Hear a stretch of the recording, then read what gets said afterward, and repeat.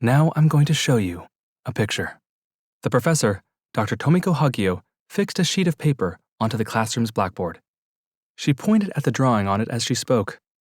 As you well know, I now dedicate my time to teaching. But before I started lecturing young people like yourselves, I cut my teeth as a practicing psychologist. I offered therapy to quite a number of patients over the course of my career. This picture is a copy of a drawing done by a patient I treated early on, a young girl. Let's refer to her as Little A for now. When Little A was 11 years old, she was arrested for the murder of her mother. Her words sent a ripple of shock through the students. I decided to administer a drawing test when undertaking her analysis. A drawing test requires that we have the patient follow a drawing prompt and use the results to analyze the patient's mental state. Like they say, painting is a mirror of the soul, and a drawing can often offer valuable insight into the mind of its artist. In particular, drawings of houses, trees, and people tend to be remarkably revealing. Now, does anyone find anything about this picture strange? Dr. Hagio surveyed the classroom. The students only stared intently at the picture on the blackboard, wearing puzzled expressions. Does nothing stand out?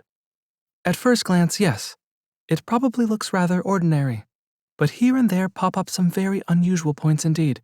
First, look closely at the girl in the center of the drawing, her mouth in particular.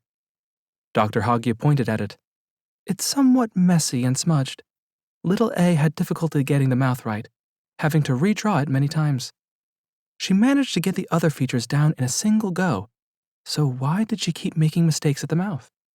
This offers us a clue to understanding her state of mind. Little A was abused by her mother, Dr. Hagio elaborated.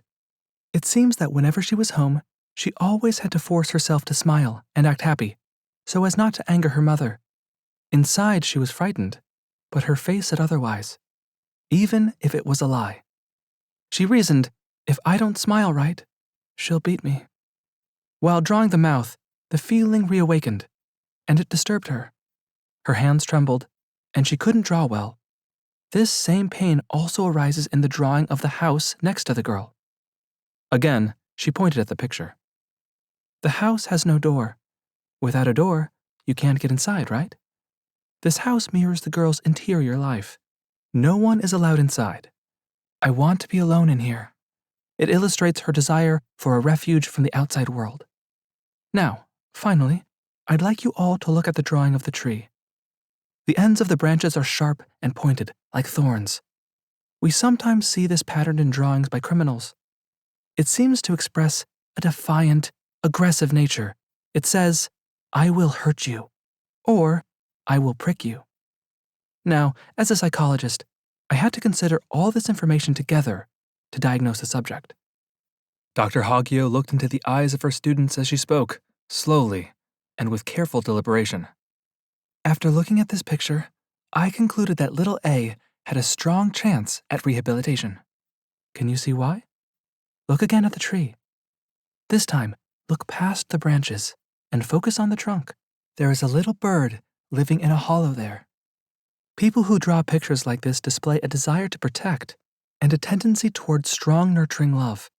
It expresses the desire to defend the weak and to create a safe haven for them to live in. Deep inside Little A's thorny, aggressive exterior beat a kind heart. If we gave her a chance to interact with animals or small children, we could foster that kindness and possibly overcome her aggressive spirit. That is what I surmised then, and, to this day, I remain confident in that diagnosis and recommended course of treatment. I understand that Little A is now living happily as a mother.